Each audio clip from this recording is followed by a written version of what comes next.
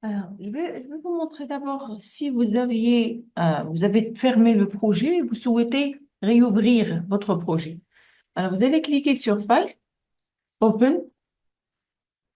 Alors là, vous avez plusieurs fichiers main. D'accord? Alors, vous cliquez ici sur le main.c pour ouvrir le projet. Voilà, et vous aurez le projet. Ça veut dire le fichier qui s'appelle main.c que vous devez ouvrir. Euh, Voilà. Alors, le dernier exercice où on était, c'était quoi? C'était de demander à l'utilisateur de faire entrer deux valeurs et votre rôle, c'est euh, de, d'avoir la somme des deux valeurs, n'est-ce pas? D'afficher la somme des deux valeurs. D'accord? On passe directement à la correction. Hein.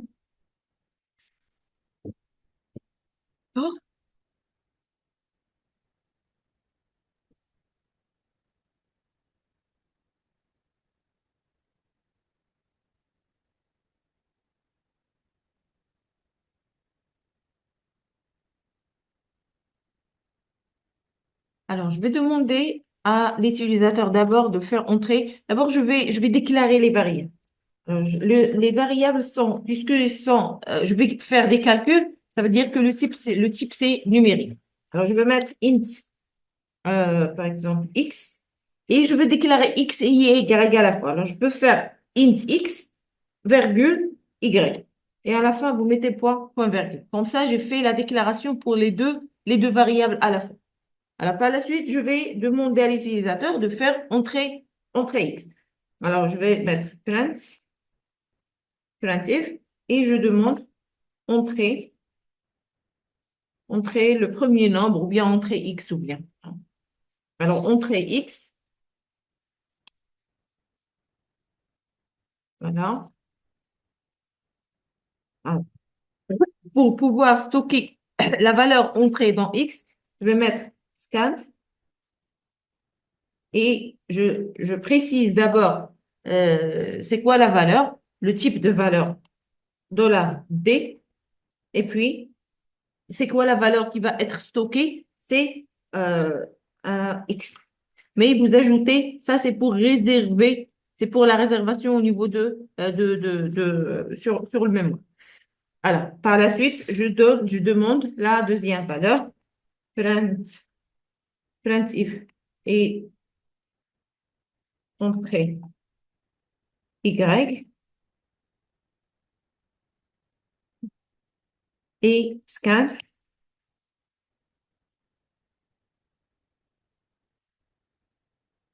à D, voilà, virgule, Y. Alors, j'ai créé les variables, j'ai stocké directement les variables. Ce que je veux afficher la somme de x plus y égale, et je donne la valeur. Je vais directement faire ça dans le printf. Alors, je vais mettre la somme de. Normalement, ici, je dois mettre x. D'accord? La somme de x et y. Alors, pour remplacer la valeur de x, je vais mettre $D, la somme de x et plus Y, je peux mettre plus, comme ça, plus $D. Alors, c'est ici que je vais mettre Y, la somme de $X, $Y, et j'arrête ici. Alors, je vais faire virgule, je vais mettre virgule, et je vais remplacer les valeurs. La première valeur, je vais la remplacer par X. La deuxième valeur, je vais la remplacer par Y. Et ici, je dois mettre, par exemple, je peux ajouter égal. Et ici, je dois mettre une valeur. La valeur, c'est aussi $D. C'est une valeur qui va être ici, c'est là, le résultat de la somme. Alors, je vais mettre ici D, le premier D pour le X, pour le Y, et ça sera pour la somme. Alors, là, le X, je vais le mettre ici, Y, je vais le mettre ici. Et pour la somme, ce que je peux faire, je peux directement mettre X plus Y. Alors, il va comprendre que le plus, c'est pour un opérateur, puisque j'ai déjà déclaré le int, les variables sous format d'onti. Alors, je vais compiler, je vais voir qu'est-ce que ça va donner. J'exécute le code. Alors, là, il me demande de faire entrer X. Euh, bon. Ah, j'ai tapé le zéro ici. Je compile. Fort. Voilà. Alors, attendez. Alors là, il est en train de... Je vais mettre... Ah, ce qui se passe, c'est que... Attendez. Ah, je vais mettre... Regardez, je vais mettre ici double quote. Je vais mettre double quote D. Et ici, je vais mettre double quote D. Voilà. Je ne vais pas mettre un quote, mais je vais mettre double quote. Alaykoum salam. Je compile. C'est quitté. Là, je vais mettre 10. Y, je vais mettre 20. Hein? Alors, la somme de 10 plus 20, c'est 30. Il a remplacé le X par sa valeur, il a remplacé le Y par sa valeur, et puis il m'a affiché la somme des deux valeurs. Hein? Est-ce que c'est clair? Voilà. Alors là, vous mettez les doubles cotes parce que là, si je mets un cote, ça veut dire que je dois mettre une seule valeur. C'est pour cela que quand je tape le 1, il accepte. Quand je tape le 10, le 0 de 10, il n'accepte pas. Alors, vous mettez toujours double cote ici et pas un seul code.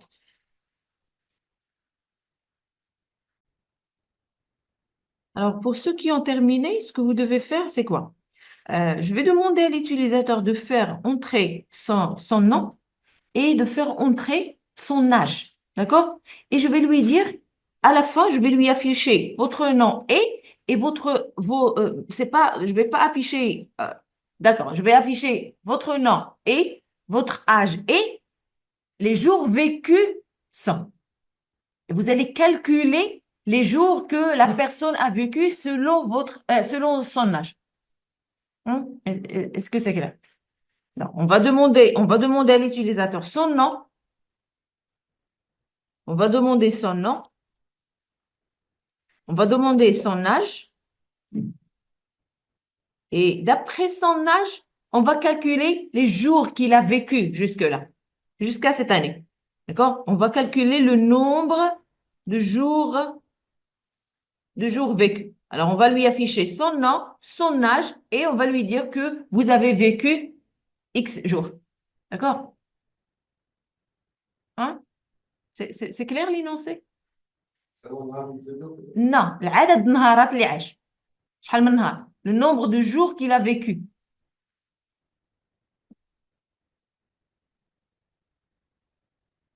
L'énoncé est clair, n'est-ce pas? Non? Oui? Pour l'énoncé. Oui. Alors, on va demander à l'utilisateur de faire entrer son nom et son âge. Et ce qu'on va calculer, c'est le nombre de jours vécus. Combien il a vécu de jours. D'accord? Et puis, on va lui afficher votre nom est Ali, votre âge est 30 ans, vous avez vécu X jours. D'accord? Calculez le nombre de jours. Là, on va entrer hein, on va entrer dans un petit peu de logique voilà, tu vas faire sur PC, tu vas me donner la réponse. Tu fais, je vais voir les réponses et puis on va faire la correction.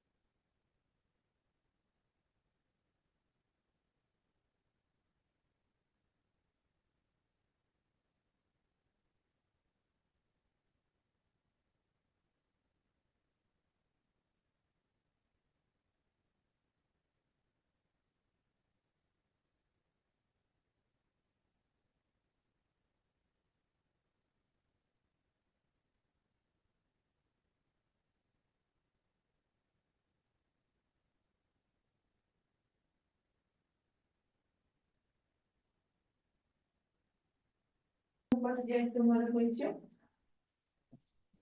Passe. Ah.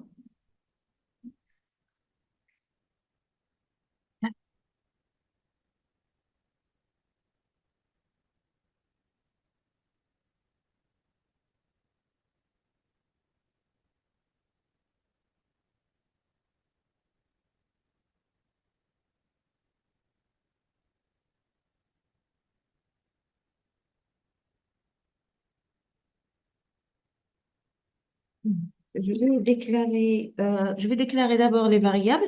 Je vais déclarer int âge.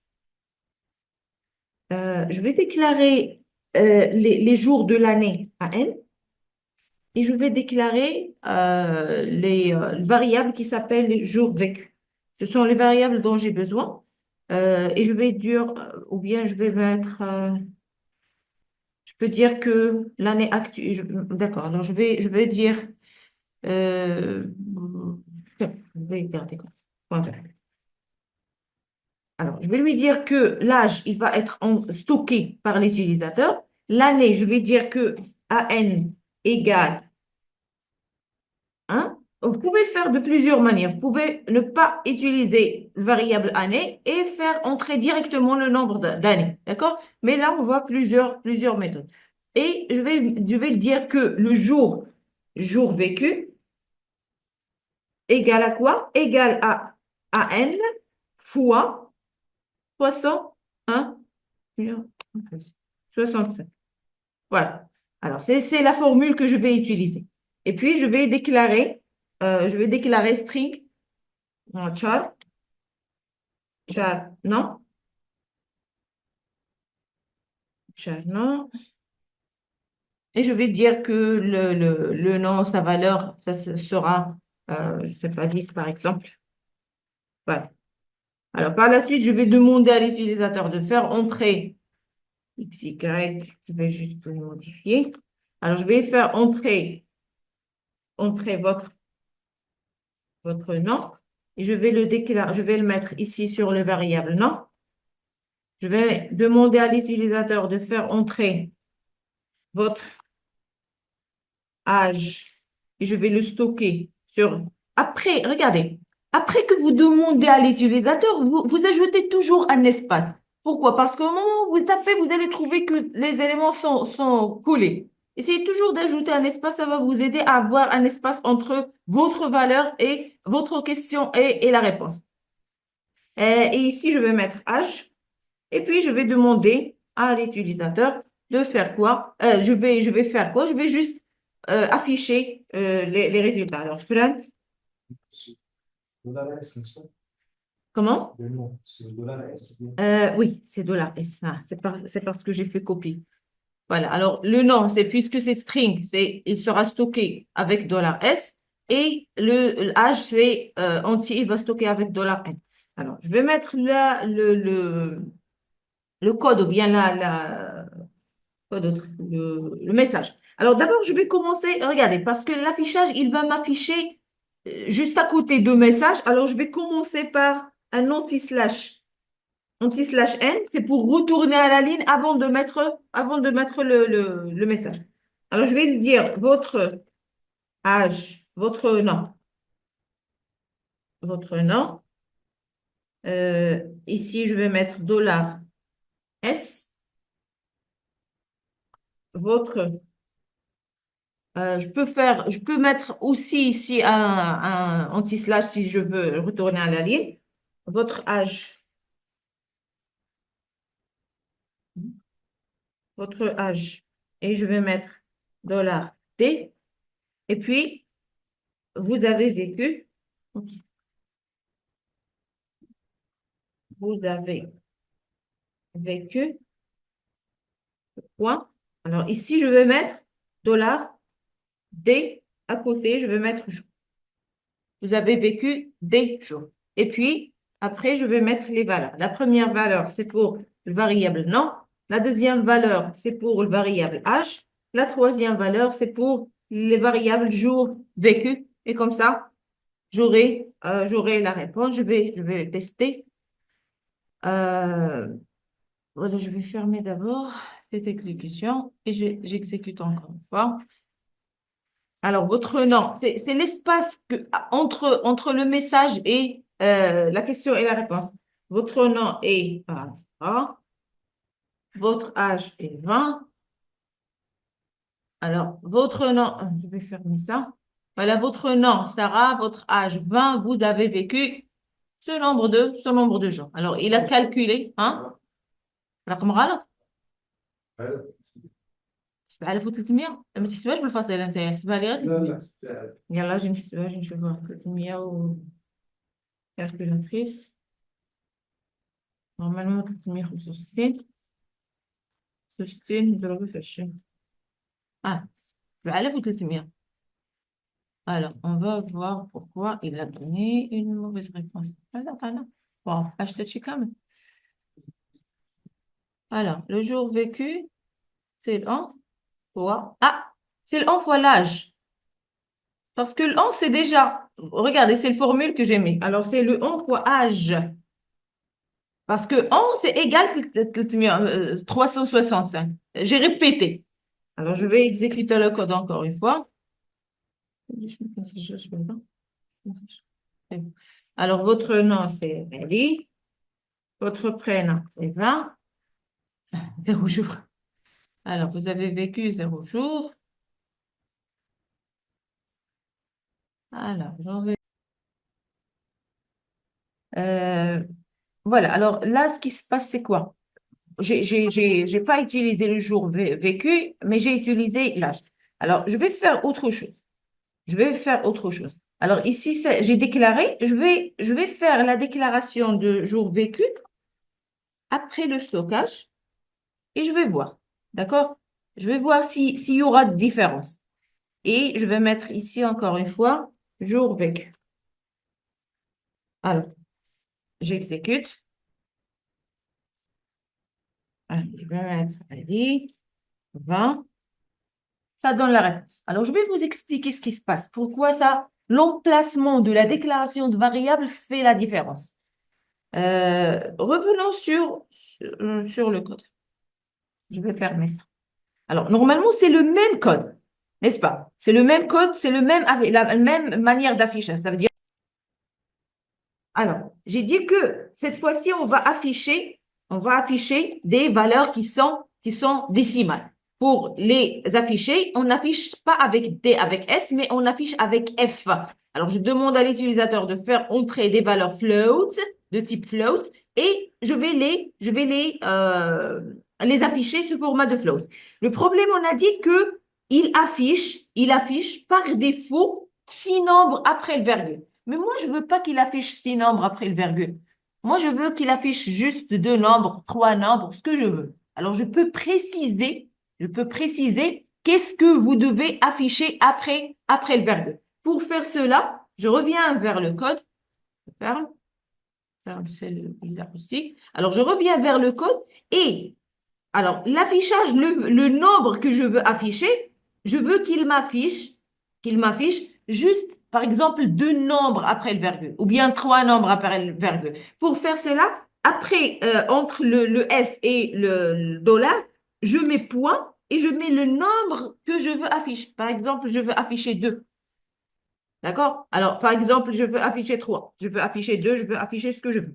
Je vais mettre ici point 3. Et ici, à la fin, je peux lui dire point 2 ou bien point 3. Alors, il va m'afficher juste le nombre que je veux. Alors, je vais exécuter encore le même code. Alors, la valeur sera 0,25. La deuxième valeur sera 1,45. Comme ça. Alors, automatiquement, là, il m'affiche 3 nombres après le virgule à chaque fois, même si la valeur nécessite plus ou bien demande plus, mais lui, il va me prendre juste 3 valeurs. Ce sont les 3 valeurs qu'il va m'afficher après le virgule. C'est comme ça qu'on traite les valeurs float ou bien les valeurs décimales. Alors, vous notez. Si vous avez des questions, n'hésitez pas.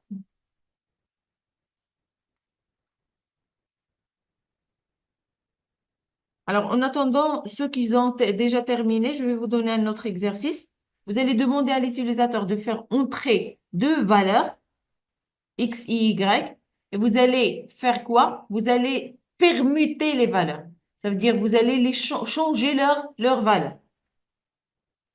Alors, est-ce que vous avez compris l'énoncé avant de voir l'exercice? Est-ce que vous avez compris l'énoncé? Oui? D'accord.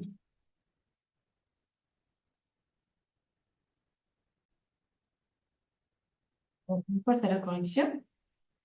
On va voir comment. Alors, regardez.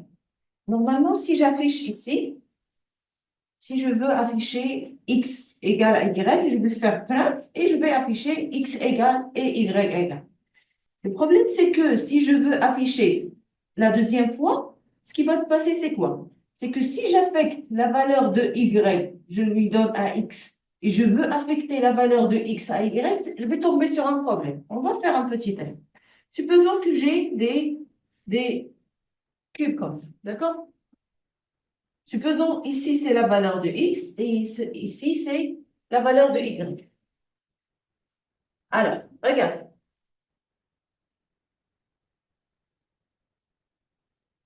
Très bien. Très bien. يمكن ديال بوحدة أخرى بحال يمكن ولكن ما وصفتش. Alors, on va voir. Alors, supposons que, regarde, x égale à 4, ça veut dire ici, c'est la valeur de x, et ici, c'est la valeur de y. Tu arrives à voir? D'accord. Alors, si je prends la valeur de x et je la mets sur y, ça veut dire, je vais lui dire x reçoit y. X reçoit y. Ça veut dire que la valeur de x, de y, il va venir ici sur x, n'est-ce pas? Là, x reçoit y, ça veut dire que x ne vaut plus le 4, mais il vaut le 5, n'est-ce pas? Pour, il est où le... J'ai arrêté? Enregistrement. Je pense que c'est mieux sans. C'est juste pour l'enregistrement. Alors, si je mets, alors je donne la valeur de y, je lui donne, je l'affecte, la valeur de y, je l'affecte à x. Ça veut dire que la nouvelle valeur de x égale reçoit 5. Mais si je veux faire la même chose et affecter la valeur de x à y, ça veut dire je vais lui dire y reçoit x. C'est ça pour faire... Je le touche. C'est parce que... Je pense que c'est sans la vidéo aussi. Comment? Sans la vidéo, c'est bon. Non. Je sais pas, il est où la caméra?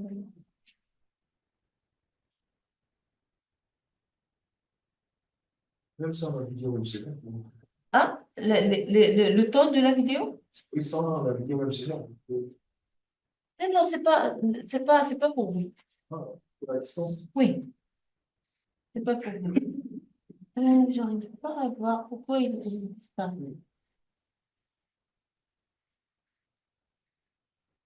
Je n'arrive pas à voir. Parce que les autres, ils vont pas voir. Euh, Voilà. Alors, j'ai dit que x, il reçoit la valeur de y, et y, normalement, il doit recevoir la valeur de x. Mais si j'affecte la valeur de x à y, je glisse, je vais barrer cette valeur. Combien il aura la valeur? Il va être 5. Ça veut dire que les deux valeurs, il aura 5. Normalement, ce n'est pas logique. Ça veut dire que ce que j'ai fait, c'est que j'ai écrasé une valeur et je l'ai remplacée par une autre. Je n'ai pas fait la permutation, mais j'ai écrasé une valeur, je l'ai remplacée. Normalement, ce qu'il faut faire, c'est quoi? Normalement, il faut, avant de commencer de la permutation, ou bien de faire, de changer les valeurs, il faut, avant d'écraser une valeur, il faut la stocker quelque part. Ça veut dire que je vais créer un autre variable, supposons que je vais l'appeler z, et ici la valeur c'est 4, ici la valeur c'est 5. Je vais prendre par exemple la valeur de x, je vais la valeur de x et je vais l'affecter à z. La valeur z, il n'a pas de valeur. Alors je prends la valeur de x, je l'affecte à z. D'accord? Et je prends la valeur de y, je l'affecte à x, et puis il n'y a plus de 4, ici c'est 5. Et si je prends la valeur Normalement, je ne dois pas prendre la valeur de x, la donner à y, mais la valeur de z, la donner à x, à y. Et puis, comme ça, la valeur x reçoit 5 et y reçoit 4. D'accord? C'est comme ça que vous faites la permutation. C'est à l'aide d'un autre variable ou stocker la valeur pour ne pas l'écraser. Est-ce que c'est clair? Hein? C'est clair? Un peu? Un peu. زدت ثالث درت بحال دابا اكس غتعطي الاي أها. وديك زيد غتعطي اكس أها. وكنقول ليه بي زد بلاص اكس. لا يبين لك واحد يحط لك لا فالور x انا خاصني لا الميساج اللي alors ce que je veux c'est le même message x je veux afficher x reçoit sa valeur et y sa valeur دابا كنقول ليه اكس اي وبلاص ما نقول ليه حط اكس زعما نعاود نقلب لا كنقول ليه حط لي زد تما. Exactement, d'abord, regarde, ce qui va se passer, c'est quoi? Je vais déclarer le Z. Je vais déclarer Z. D'accord? Z, il n'a rien. Je vais déclarer X, Y, je vais lui dire comme ça, la déclaration. X égale à 4, Y égale à 5 et Z. Z ne reçoit rien. Il n'y a rien sur Z. D'accord? Je vais lui dire que X, il va prendre la valeur de Y. D'accord? Alors, celui-là, je vais commencer par le Z. Je vais commencer par le Z. Je commence toujours par le vide. Alors, Z, il est vide. Je vais lui affecter une valeur. Égale X. Il reçoit la valeur de X. Z, il reçoit la valeur de X. Alors, on peut dire que X, là, il est vide. Alors, je prends la valeur de X, reçoit Y. Et puis, Y, il va recevoir Z. C'est comme ça faire la permutation. C'est créer un autre variable, créer un variable de, on peut dire temporaire, stocker une valeur juste au moment après la permutation, après que je change, je lui affecte la dernière valeur. J'avais le Z qui est vide, je lui ai affecté le X. Après, puisque le X, je l'ai déjà récupéré, même si je peux l'écraser, j'ai écrasé la valeur de X et je l'ai récupéré, je l'ai remplacé par Y. Et puis, j'ai écrasé la valeur de Y et je l'ai remplacé par Z. Z, c'est quoi sa valeur? C'est automatiquement Z, sa valeur, c'est X. C'est comme si j'ai donné X à Z. D'accord? Alors, on va mettre ça comme code pour voir.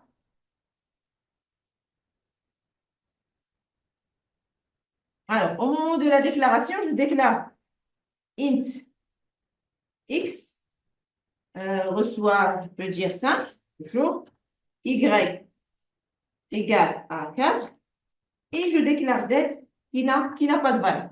Alors, je vais afficher un message, print. Alors, je vais lui dire x égale, je vais mettre x, alors ici, égale à sa valeur, x égale 1, non, c'est pas ça.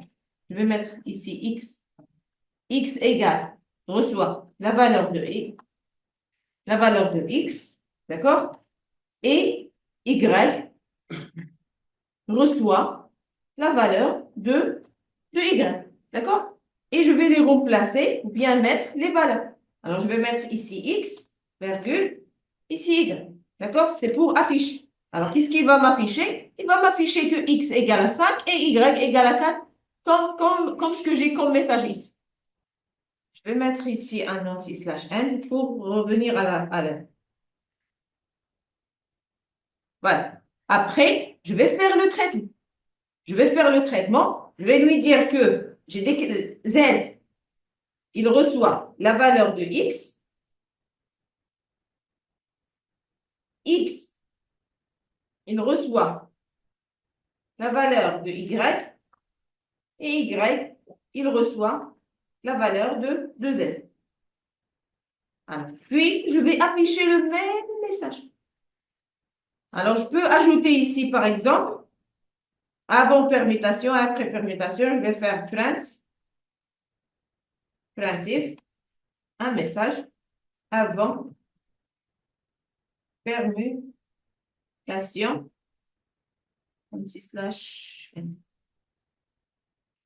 avant permutation, et par la suite, je vais afficher les mêmes messages mais cette fois-ci, après la permutation, je vais dire après permutation, et je vais afficher les mêmes messages. Je garde les mêmes messages, mais je vais trouver que les valeurs sont différentes à cause du traitement que j'ai fait ici. Alors, je vais tester.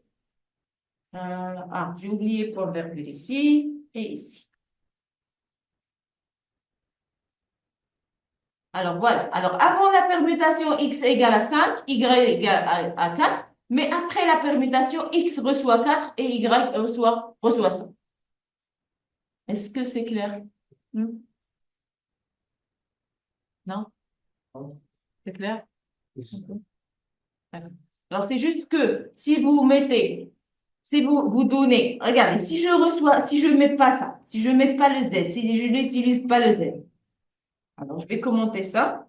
Je ne vais pas utiliser le Z et je vais dire que, regardez, X reçoit Y. Moi, je veux juste changer. Je vais lui dire que X égale à Y et Y. Non, si, j'enregistre. Si. Alors, Y égale à X. Alors, regardez qu'est-ce que je vais avoir comme valeur. Si je change de cette manière-là. Alors, qu'est-ce que j'ai? Hein? J'ai la même valeur. Pourquoi? Parce que quand j'ai donné à X la valeur de Y, automatiquement, j'ai écrasé la valeur de X et je ne peux plus la récupérer. Comme ça, j'ai mis la même valeur pour les deux variables. C'est pour cela qu'on utilise un autre variable, on peut dire temporaire, pour stocker une valeur pour ne pas être écrasée. C'est clair? D'accord, alors vous notez.